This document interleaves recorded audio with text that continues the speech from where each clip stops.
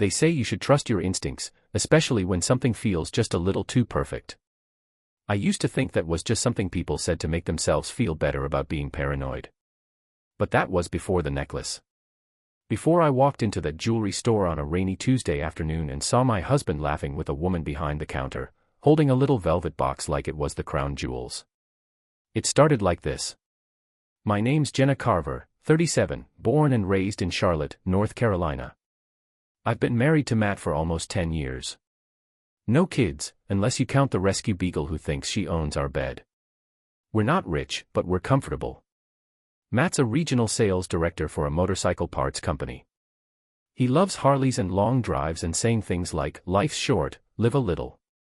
I run a small graphic design business from home. We split the chores, we take turns cooking, we still hold hands in the grocery store line. People think we're happy. We were. I think. Or maybe I was just really good at pretending. That day, I was downtown picking up custom thank you cards for a client. It was one of those rare days when the sun can't make up its mind, so I parked a block away and ran through the drizzle with my coat over my head.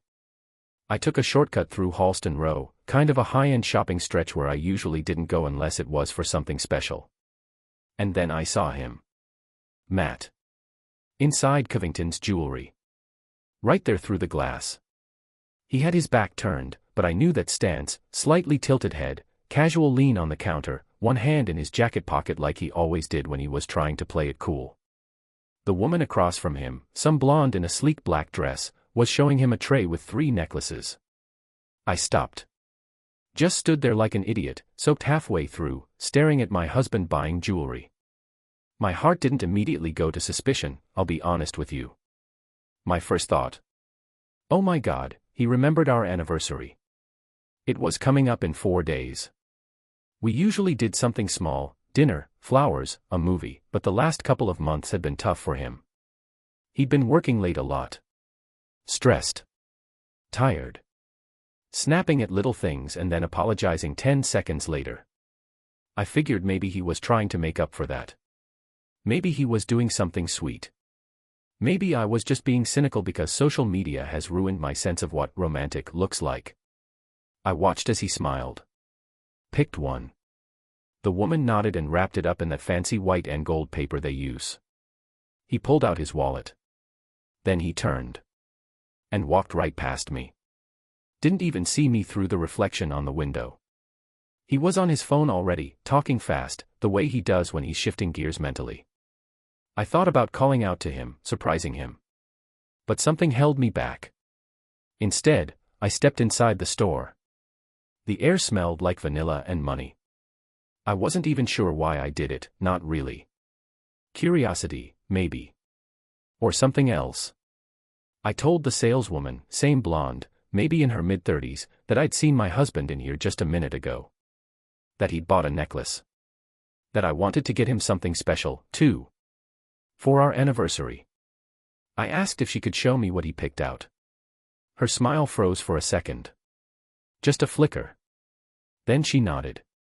Oh yes, she said. That was a beautiful choice. One moment. She came back with a small velvet box and opened it with the kind of slow, deliberate care people usually reserve for diamonds or secrets. It was stunning. Delicate, white gold, with a single sapphire pendant shaped like a teardrop. Not flashy, elegant. Thoughtful. Not something you'd buy just for anyone. I felt my throat tighten. I left the store 5 minutes later, pretending everything was fine. I bought Matt a motorcycle helmet that afternoon. One of the high-end ones with a built-in comm system.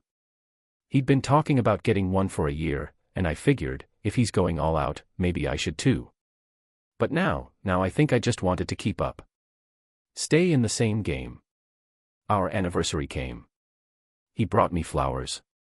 A small, silver pendant that said, J. Heartsuit M, on it. I smiled, said thank you, kissed him, and let him take me out for dinner. But something didn't add up. It wasn't the pendant. It wasn't even the necklace. It was the way he didn't mention anything about the gift I saw him buy. Not even a hint. And Matt isn't the kind of guy who forgets details like that. Not when he's trying. Not when he wants to be seen. A week passed. 2. Every time I went to hang up his jacket or grab his phone to plug it in, I felt like I was snooping. But I wasn't. I was just looking for a sign. Then I remembered my sister. Ava. She's 5 years younger, just moved back to Charlotte last year after breaking things off with some guy in New York who cheated on her with a yoga instructor. She's beautiful in that effortless way that makes people assume she's shallow, but she's not. She's smart. Quick. And up until this point, the person I trusted most in the world. I texted her. Lunch this weekend. Need to talk. Just us. She replied with a heart emoji and, of course. We met at our favorite brunch spot, Bluebird Cafe, over on Parkwood. It was a warm Saturday. I got there early. Ordered coffee. Waited. And then I saw her walk in. Hair up. Sunglasses on. Laughing at something on her phone. Wearing the necklace. That necklace. The same white gold chain. The same sapphire teardrop. I blinked. Once. Twice. My stomach dropped. And in that moment, something in me shifted. A slow, quiet unraveling. She didn't even try to hide it. Hey, sis, she said, sliding into the seat across from me. God, traffic was insane. I stared at the necklace on her collarbone. My voice came out like smoke. Where did you get that? She followed my eyes, touched the sapphire gently with her fingers. Then she smiled, soft, a little embarrassed. Oh, it's nothing, she said. Just a gift from someone. I felt like the world tilted half a degree to the left. Who? I asked, my voice lower now. Her mouth opened. Then closed. And then she said something I wasn't ready to hear. It's complicated. That's where part 1 ends. And believe me, I wasn't ready for how complicated it was going to get. Sometimes the way someone stays silent tells you more than anything they could say. Ava sat across from me at that little table, looking down at the menu like I hadn't just pointed straight at the grenade hanging around her neck. It's just a gift, she said again, softer this time. She reached up and touched the necklace gently, the way someone might stroke a bruise. My hands were under the table, gripping each other so tight my nails were digging into my palms. I could feel my pulse in my ears. There was too much noise in the cafe, silverware clinking, coffee machines hissing, people laughing like the world wasn't falling apart at my feet. From who? I asked again, and this time I didn't blink. She hesitated. And that was all the answer I needed. I'm serious, Ava. Don't lie to me. Her eyes flicked up. Met mine. And something shifted in her face, like she realized in that moment she couldn't sidestep it. Not with me. Not this time. I didn't mean for you to find out like this, she said, barely above a whisper. I leaned in. Find out what, exactly? She put the menu down and exhaled slowly, like she'd been holding her breath for weeks. Maybe months. Her fingers played with the silverware, avoiding my eyes. It's not what you think, she said. It started as something stupid. I was in a bad place, and he was there. And it wasn't supposed to last. It wasn't supposed to mean anything. My stomach turned. You're talking about Matt. She didn't answer. Didn't need to. I sat back hard, the breath catching in my throat. How long? Ava flinched. Jenna, don't. How long, Ava? There was a long pause. Then she looked at me full on, tears starting to glass over in her eyes. Almost a year. A year. I think part of me blacked out for a second. Not literally, but emotionally, like the part of me that laughed with her, trusted her, told her my fears and secrets, just shut off like a switch. A whole year. While I was cooking dinner, folding laundry, texting her jokes, crying on her shoulder about how distant Matt had been lately. You said you didn't even have a boyfriend, I said slowly, my voice hollow. I didn't, she said, quietly. I had. Matt. The words sounded foreign, absurd. Like hearing your sister say she lives on Mars. I shook my head, but it wasn't no, it was disbelief, grief trying to claw its way up my throat. And you just, what? You knew he was married. You knew it was me. You did it anyway. I didn't mean for it to happen, she said, and it sounded pathetic. You let it happen, I snapped. She flinched again, like I'd slapped her, and part of me wanted to. Just once. Just enough to feel something real. You're my sister, I said, and the words cracked. You're supposed to be the one person I can trust when the world falls apart. And you're the one who lit the match. I didn't plan this, she said, pleading now. I was lonely. I was spiraling after New York. And then Matt came by to drop off something for you one day, and he just stayed. He listened. He made me feel like I wasn't broken. Like I wasn't just the girl who got cheated on. So you became the other woman, I spat. You became her because it was easier than fixing your own life. Don't, she said, her voice breaking. Don't do that. You don't know what it was like. No, I said. Because I was too busy trying to defend him. Cover for him. Tell myself I was being paranoid every time he came home late smelling like cologne that wasn't mine. She closed her eyes, like the truth hurt her more than it hurt me. He said he loved me, she whispered. He said you drifted apart. That you'd checked out emotionally. That he wasn't happy anymore. I laughed. Loud and bitter. People turned to look. I didn't care. Of course he did. He had to justify it somehow, didn't he? You think I wasn't trying? You think I didn't know something was wrong and still kept showing up? Still tried to hold it all together?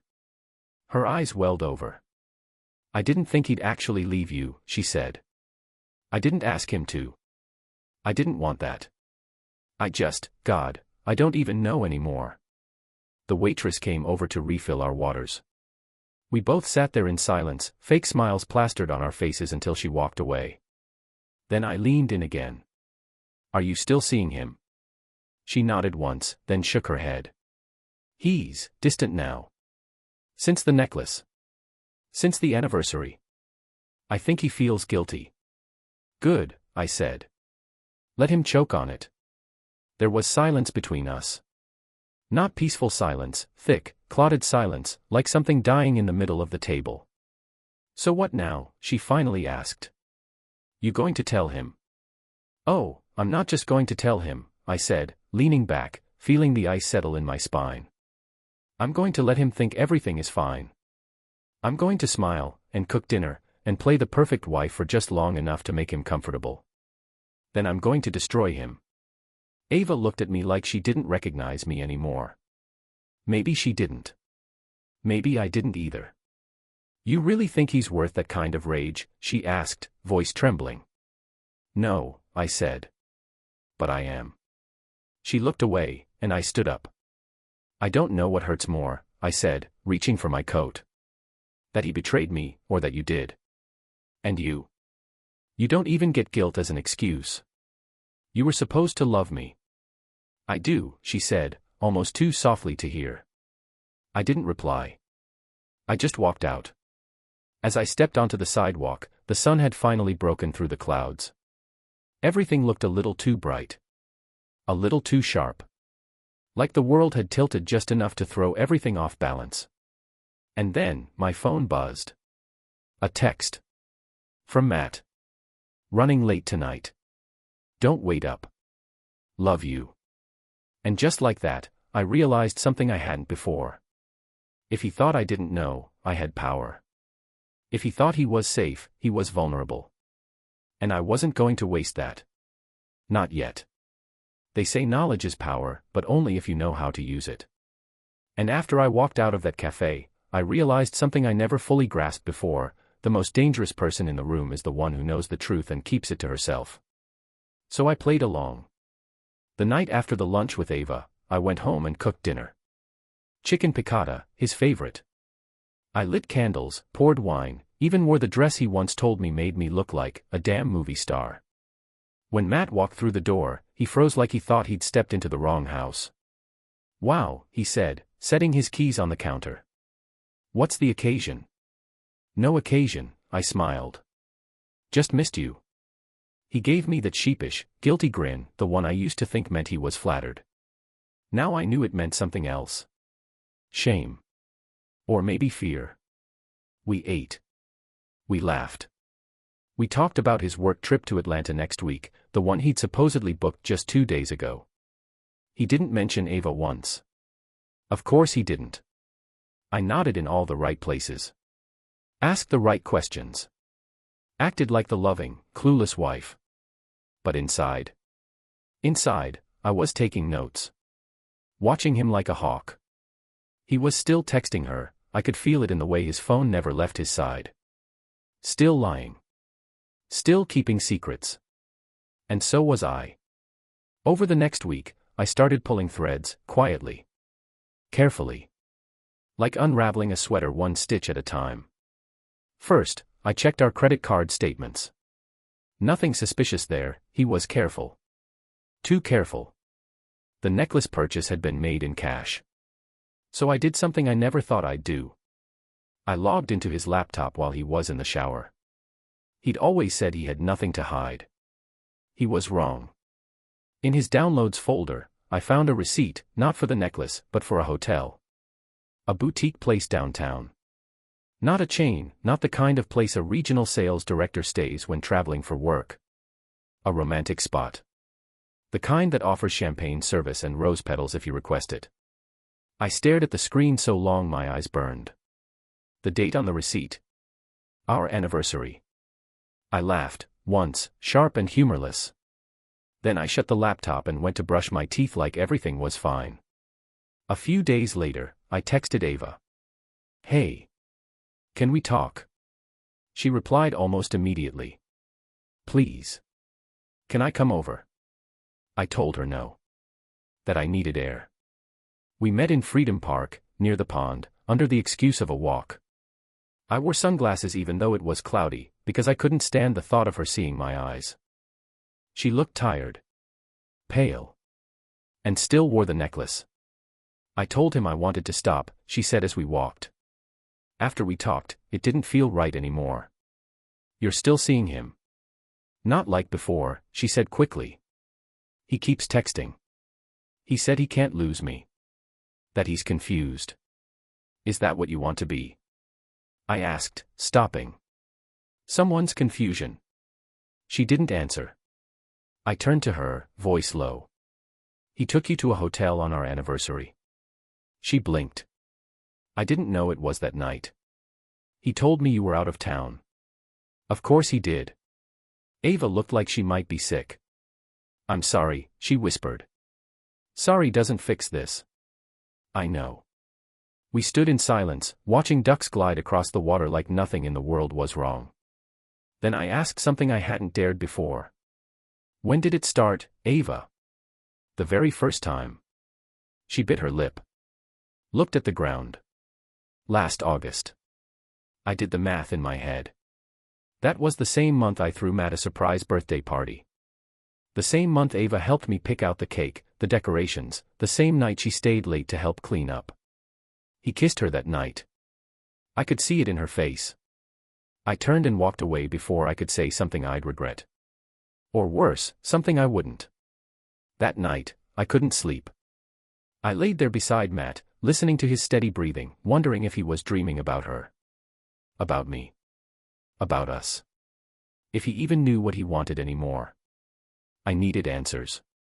Real ones. Not just from Ava. Not just guesses. I needed to hear it from him. But not yet. First, I wanted to see it. Not the lies he told with his mouth, but the truths his actions couldn't hide. So I made a plan. He said he was going to Atlanta on Tuesday. 3 days away. I smiled. Kissed his cheek. Told him to be safe. Packed his suitcase while he showered. Then, after he left, I made a phone call. Hi, I'm looking to confirm a reservation for a Matt Carver. Should be for this Tuesday.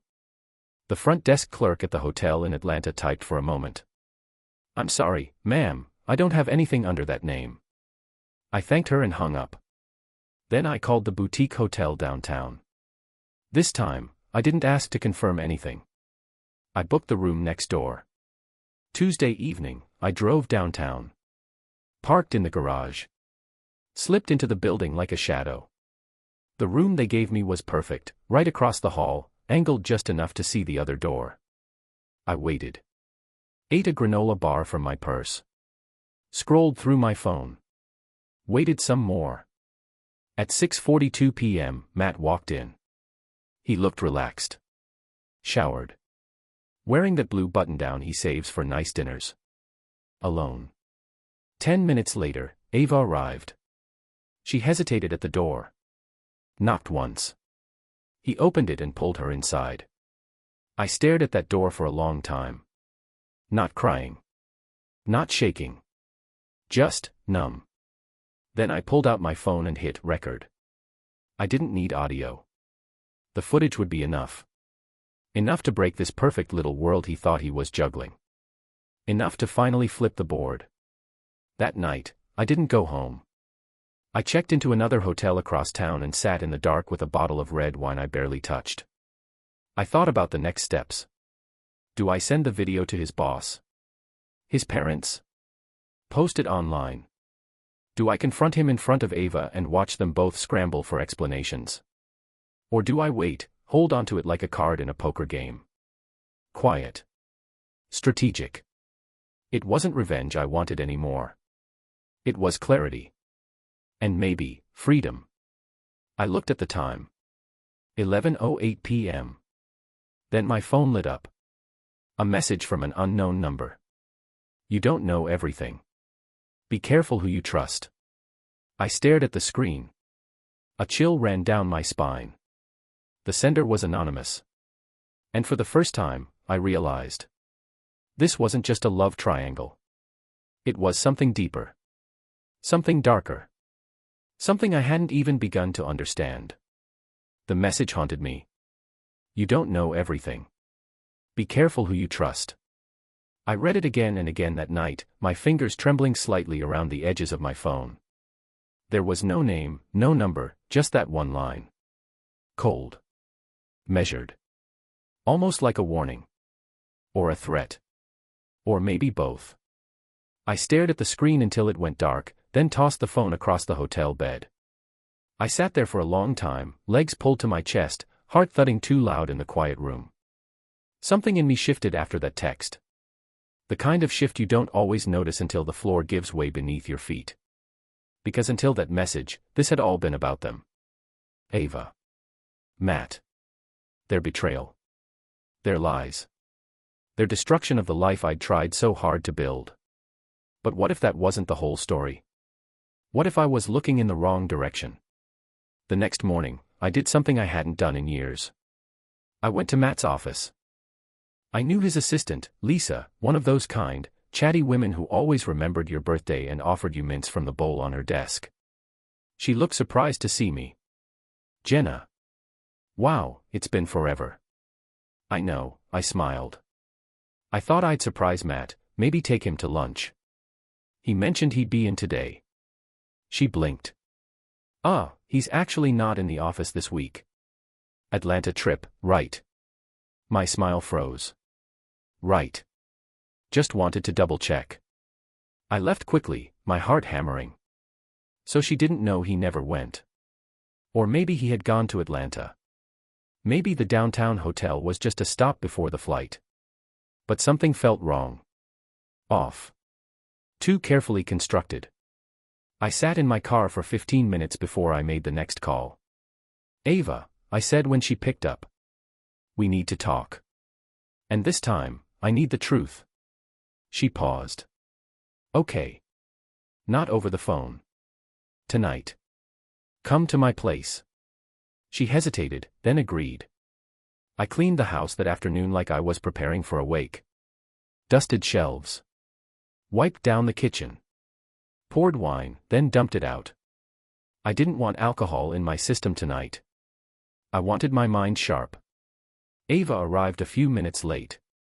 She wore jeans and a sweater, casual, unassuming. She looked tired. Older. Like the guilt was wearing down her skin. I'm not here to fight, I said as I opened the door. I need answers. She nodded once. I'll give them. We sat at the dining table, the same one where Matt had kissed my hand on our anniversary 4 years ago. The same table where Ava once helped me wrap his Christmas gifts. How long has Matt been lying to you? I asked. She looked startled. What do you mean? I went to his office today. Lisa thinks he's in Atlanta. I checked the hotel downtown, no sign he ever checked out. So either he left town from there, or, I paused. Or he's hiding something else. Ava frowned. He said he had a late meeting this morning. He didn't mention traveling. I stared at her. You really believe him now? She didn't answer. Someone texted me last night, I said slowly. A blocked number. Said I didn't know everything. Told me to be careful who I trust. Ava paled. You think it was him? No. He's not that smart. She leaned back in the chair, processing. Then who? I was hoping you'd tell me. I don't know anything, she said. Just that he's been weird lately. Paranoid. Like he thinks someone's watching him. That stopped me. Watching him. She nodded. Once, after dinner, we were walking back to the car and he suddenly stopped, looked over his shoulder like he saw something. Told me to get in quick. Wouldn't explain. Did he mention anyone from his past? An old girlfriend? Someone he had a falling out with? She hesitated. He mentioned someone once. A guy he used to work with, Brian, I think. Said they had bad blood. Never told me why. I wrote the name down. And you're sure he never mentioned anyone else? An ex? Something. She paused again. And this time, I saw the flicker in her eyes. The hesitation. A lie forming before it was even spoken. Ava, I said. Don't protect him now. She sighed. Okay. There was a woman. Just once, when we first started. He said there was someone before you. Someone he messed up with. He didn't give a name. Just said it ended badly. My stomach twisted. Did he say how badly?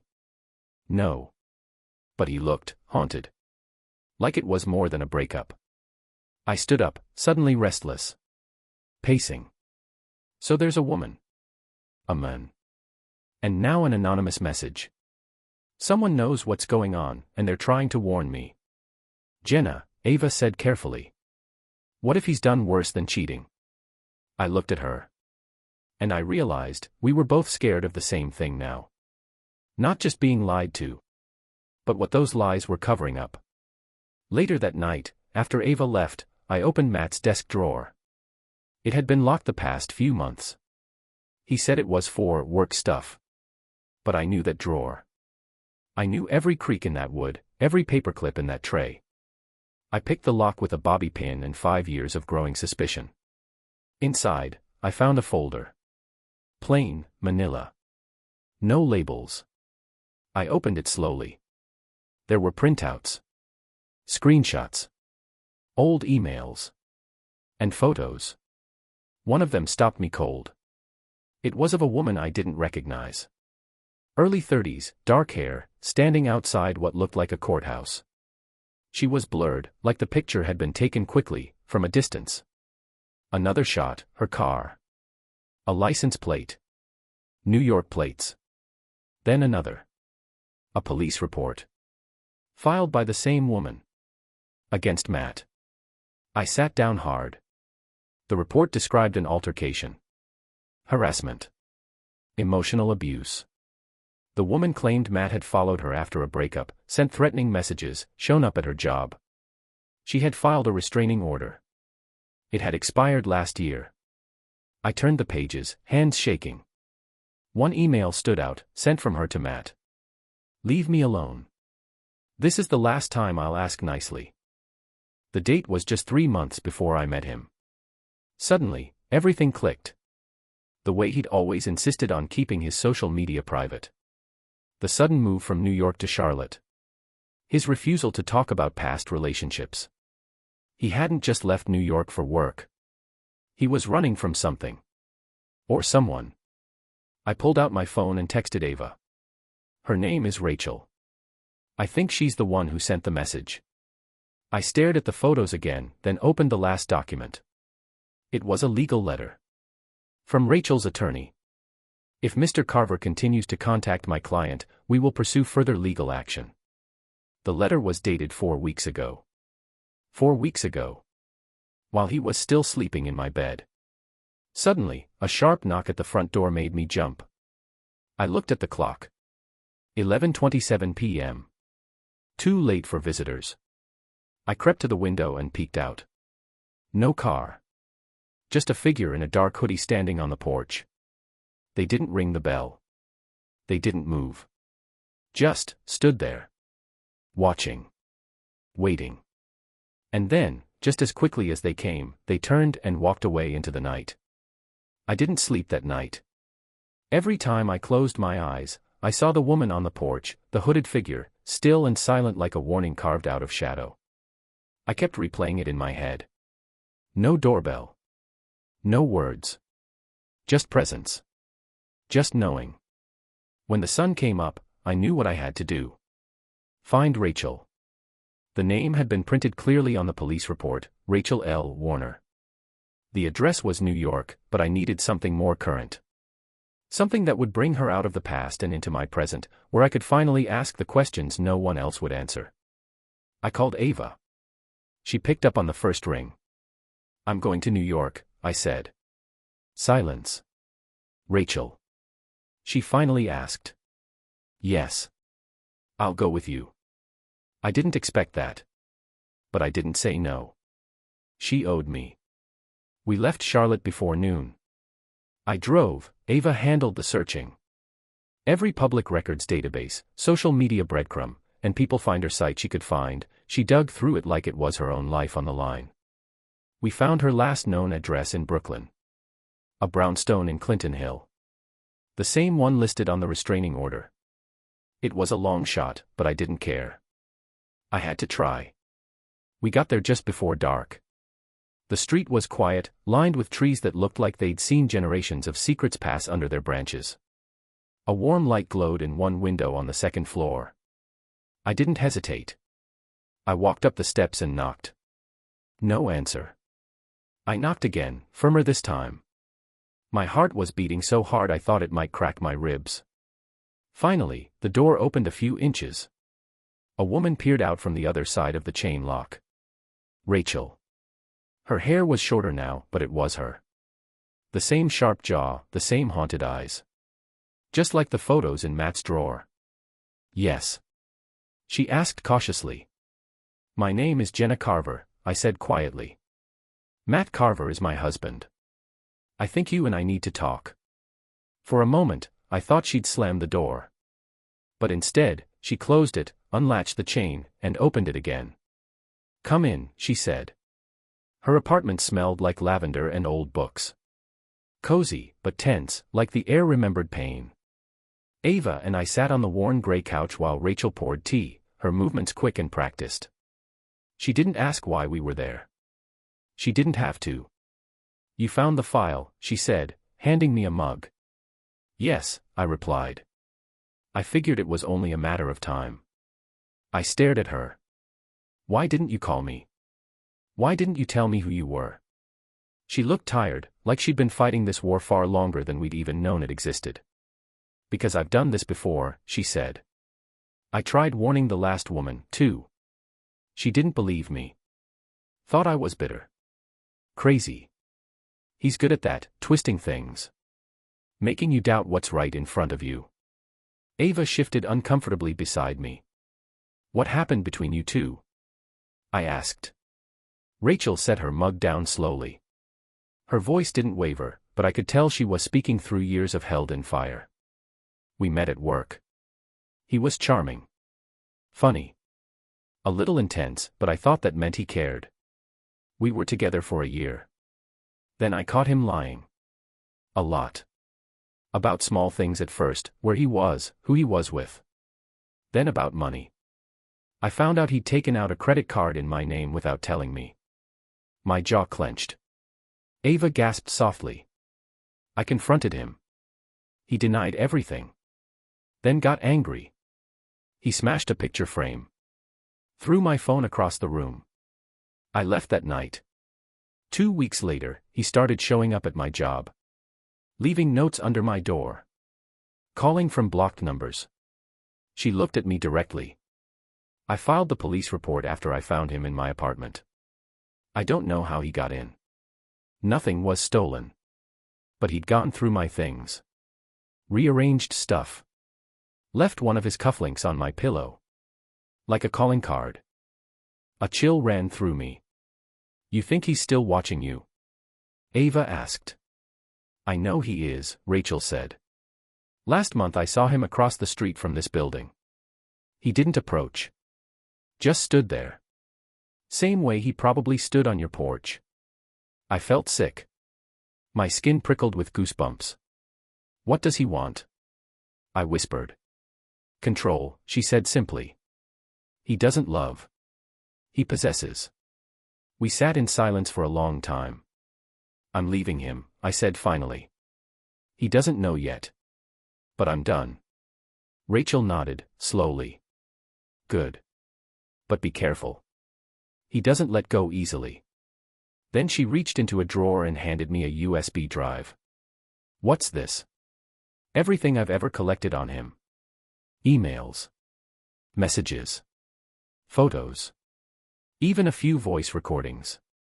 If you need to prove who he really is, it's all there. I took it with both hands. It felt heavier than it should have. Thank you, I whispered. She nodded again, but I could see it in her eyes, she wasn't done being afraid. Not yet. And now neither was I. Back in the hotel that night, Ava and I sat in silence, the USB drive between us on the table like a loaded gun. She was the first to speak. Jenna, there's something I didn't tell you. I turned to her. Her eyes were glassy. I think I'm pregnant. The air left my lungs. I haven't taken a test yet, she continued. But I'm late. And I've been nauseous for days.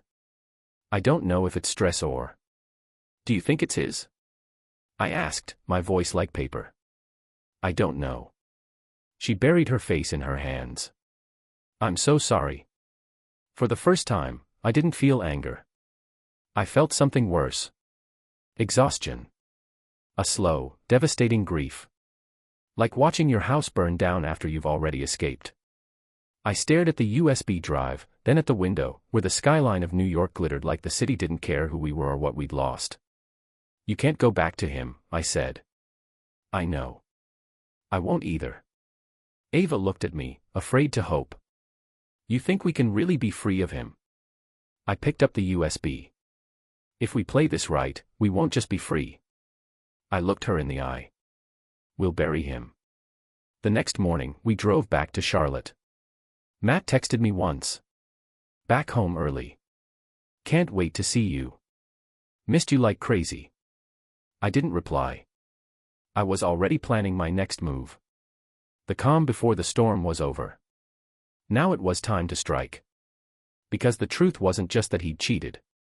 It was that he'd used us. All of us. And I wasn't going to stay silent anymore. I didn't walk back into that house like a wife. I walked in like a spy. Matt was waiting in the kitchen, smiling, sleeves rolled to his elbows like the picture of domesticity. There was dinner on the stove. The smell of garlic and onions filled the air like a trap. Welcome home, he said, crossing the room to kiss my cheek. I let him. I even smiled. Because sometimes, before you take someone down, you have to let them think they still own you. I looked around, scanning everything with new eyes. The keys on the counter. The phone face down beside them. The laptop, his work laptop, unlocked, screen dimmed. Did you miss me? I asked, matching his tone. You have no idea, he said, brushing hair from my shoulder. Next time I'm bringing you with me. I nodded, went upstairs to unpack, and locked the door behind me. The USB drive was still in my purse, zipped between gum wrappers and a half-used lipstick. I plugged it into my laptop, sat on the bed, and opened the folder labeled simply, Matt. For the next hour, I read and listened and learned. There were emails to other women, dozens. Some dated from when we were already married. There were angry voice messages from exes. One woman even said she'd press charges after he threatened her in front of her child. It was a pattern. A clear, dangerous pattern. He didn't just cheat. He manipulated. Gaslight. Harassed. Walked away only when the heat got too high, and always into the arms of the next woman who didn't know better yet. And now there was Ava. Possibly pregnant. Scared. Entangled. But not stupid anymore. Neither of us was. The next morning, I pretended like everything was fine. I made pancakes. I laughed at Matt's jokes. I even leaned against his shoulder while we drank coffee. Then I went to work. Except I didn't go to work. I went to Charlotte Weekly, the city's local paper, and asked to speak to a journalist named Elena Brooks, whose reporting I'd followed for years, especially her pieces on domestic abuse and women's rights. I told her everything. Well, almost everything. I didn't say the name of the woman who gave me the evidence. I didn't say my sister had slept with my husband. Some things were still too raw to give away. But I gave her the recordings. The emails. The police reports. I gave her the pattern. And she listened. Carefully. With eyes that had seen too much already. "We'll need corroboration," she said, "but there's something here. A bigger story. And if he's done this to multiple women." He has. Then he's not just a bad husband. He's a predator. I nodded. And predators don't deserve silence. She promised to dig deeper. To protect my identity for now. And she handed me her card. "If he retaliates, call me." I walked out into the bright Carolina sunlight feeling like I could finally breathe again. Until I got to my car. And saw the envelope on the windshield. No stamp. No name. Just one word in black Sharpie. Stop. I opened it with shaking hands. Inside was a photo of me and Ava leaving Rachel's building in Brooklyn. I looked up and down the street, my pulse roaring in my ears. Someone had followed us. That night, I confronted Ava in person. We met in a public place this time, Café Indigo, a busy little bistro with open windows and lots of noise. "I think he knows we found Rachel," I said, showing her the photo. Her hands trembled as she held it. "We should have been more careful," she said, voice tight with fear. No. He should have been careful. About messing with the wrong women. We were quiet for a while. Then Ava looked at me. "I've decided something," she said. "If I'm pregnant, I'm not keeping it." My eyes searched hers. "I thought you might say that," I replied. I would've, too. And just like that, something between us softened again. Not friendship. Not forgiveness. But understanding. We were both victims of the same storm. We just ended up on different sides of the house when it hit. Back home, Matt was in the study with his laptop open, eyes narrowed. "Everything okay?" I asked, stepping inside. He minimized the window too quickly. "Yeah. Just work. Long day." I crossed my arms. Any reason someone would follow me in New York? He froze. Slowly looked up. "What?" "Someone left a photo of me on my windshield." I watched him carefully. His eyes flicked down. Then back up. Then narrowed. "I don't know anything about that," he said too calmly. And for the first time, I said what I'd been waiting to say. "Rachel says hello." His face changed. Like a mask cracking. He stood up. Fast. "What the hell did you do?" "What did you do, Matt?" "Because the truth's coming whether you like it or not." He slammed his hand on the desk. "You don't understand what you've started." I didn't flinch. "No. You don't understand who you married." That night, after he finally fell asleep on the couch, I got another message. This one from a name I hadn't seen in years. Daniel Sawyer. My ex. The one before Matt. The one I thought I'd lost because of my own mistakes. Saw the photo in Elena Brooks' story draft. "I have something you need to hear," Call me. My hand shook as I typed back. What is it? 3 dots. Then. He did the same thing to someone I knew. My sister. The room spun. I picked up the phone and called him. Hey, he said, voice older, gentler than I remembered. Tell me everything. And he did. Matt had dated Daniel's younger sister, Claire, 6 years before I met him. She was in college. Bright. Talented. She ended up in therapy for a year after Matt left her, paranoid, isolated, emotionally broken. She never filed a report. She was too ashamed. But Daniel had saved everything. Every message. Every incident. Just in case. He targets women he thinks won't fight back, Daniel said. But you. You're fighting. I stared out the window. Then help me burn him down. I will. By the next morning, Elena had everything, my story, Rachel's file, Daniel's records. She was moving fast. Said she wanted to publish within the week. But I knew we didn't have a week. Matt was unraveling. And cornered predators are the most dangerous kind.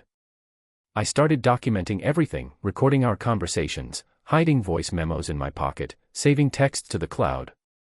Because I had no idea what he'd do when he realized I wasn't just leaving. I was exposing him. I was destroying the men who tried to destroy me. And that kind of thing. It never ends quietly. It happened on a Thursday. The article dropped at 7:42 a.m.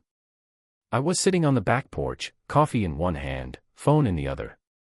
The morning light stretched long across the deck, and the air smelled like the first hint of fall, crisp, a little sharp. It felt like the world holding its breath. The headline hit me like a hammer. Behind the smile, the women left scarred by Matthew Carver. By Elena Brooks, Charlotte Weekly. His photo was there, centered. That perfect, trustworthy grin.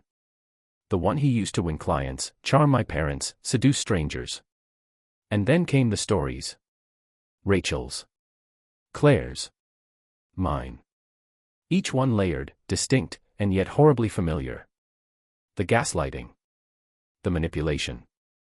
The subtle threats that never quite left a mark. The promises. The fear. The shame. It was all there. The emails.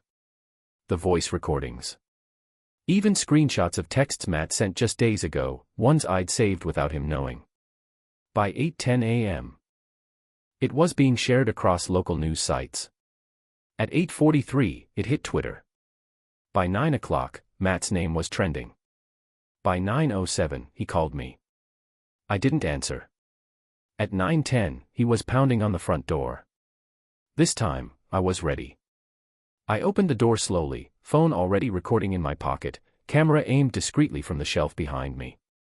He stormed in without waiting, eyes wild, sweat already beading on his forehead. What the fuck did you do, Jenna? I didn't flinch. You're going viral, I said calmly. Congratulations. He grabbed my arm. Not hard, but enough to remind me of who he used to be. I pulled away. You think this will end well for you, he hissed. You think people are going to believe you? They already do, I said. I pointed to the screen behind me. The TV was on mute, but the image was unmistakable, Matt's photo plastered across a news broadcast, his name under the words, allegations mount against local businessman. He stared at it like it was a hallucination. And then, he laughed. You don't even know what you've started, he said. You're right, I told him, I didn't. But I do now. He stepped closer, and for a second, I saw it, the flicker in his eyes. That mask breaking. That cornered desperation. I built everything we have, he said. You'd be nothing without me. I was nothing because of you, I snapped. That shut him up. His jaw clenched. Then, softly, I added, you should leave, Matt. He looked at me like he didn't recognize me anymore. I'm not going anywhere, he said. And that's when the police lights flashed in the driveway. The officer's voice was calm but firm. Mr. Carver, you've been named in an active investigation related to allegations of harassment, financial fraud, and domestic threats. We need you to come with us. Matt turned to me. You did this. No, I said. You did this. I just stopped hiding it. They handcuffed him right there in the living room. He didn't fight. He didn't scream. But his eyes never left mine. Even when the door closed behind him. Even when the car pulled away. That afternoon, I met Ava at the doctor's office. The test was negative. She cried anyway. Out of relief. Out of grief. Out of the tangle of guilt and trauma and sisterhood that still hadn't unraveled. I feel like I'm finally breathing again, she whispered, holding my hand. But it still hurts. I know, I said. It will for a while. We sat there a long time, just letting the silence settle between us, not as a wall, but as something like peace. I'm moving, she said suddenly. I got a job offer in Asheville. Clean start. You should take it. Come with me. I smiled. Maybe. But first I need to finish this chapter. For good. The next few days were chaos. Reporters camped outside our house. Friends texted condolences or awkward half-sympathies. Some asked if I was okay. Some didn't ask anything at all. Matt's company put him on indefinite leave. 3 more women came forward.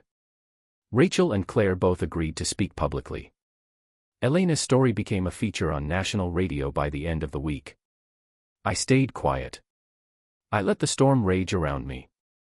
Until I was ready. 2 weeks later, I stood outside a courthouse in Charlotte with a microphone clipped to my lapel and my story rehearsed one last time. The news station had asked me to give a statement, not as a victim, but as a survivor. I didn't wear black. I wore yellow. Because grief is allowed to have light, too. My name is Jenna Carver, I said, staring into the camera. And for years, I thought silence was the safest choice. I was wrong. Silence is what predators count on. Silence is what lets monsters hide in plain sight. I looked straight ahead. I loved a man who made me doubt myself. Who twisted my trust into control. Who hurt women because he could, and got away with it for too long. I am not telling my story to punish him. I'm telling it to remind other women, your story matters. Your truth matters. I paused. And then I said it. You are not alone. And you don't have to stay quiet anymore. That night, I got a call from Daniel. He'd watched the interview. You were incredible, he said. I'm proud of you. Thank you. He hesitated. There's something I've wanted to ask, now that it's all over. It's not over, I said softly. But go ahead. You ever think about starting over? Not just with your life, but with someone who already knows what you've been through. I smiled. I'm thinking about a lot of things lately. And I was. But for the first time in a long time, they were my thoughts. Not filtered through fear or shame or anyone else's expectations. I sold the house. Ava left for Asheville.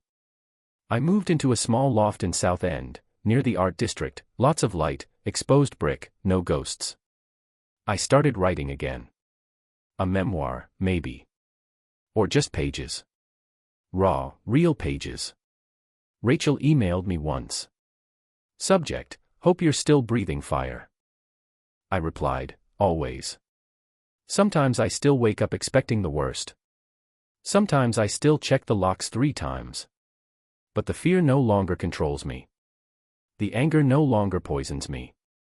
Matt still awaits trial. His lawyers have gone quiet. His reputation is in ruins. His name, once a ticket into every room, now shuts every door. And me? I walk free. Not because I never broke. But because I put the pieces back together my way. And when I look in the mirror now, I don't see a woman betrayed. I see a woman who refused to disappear.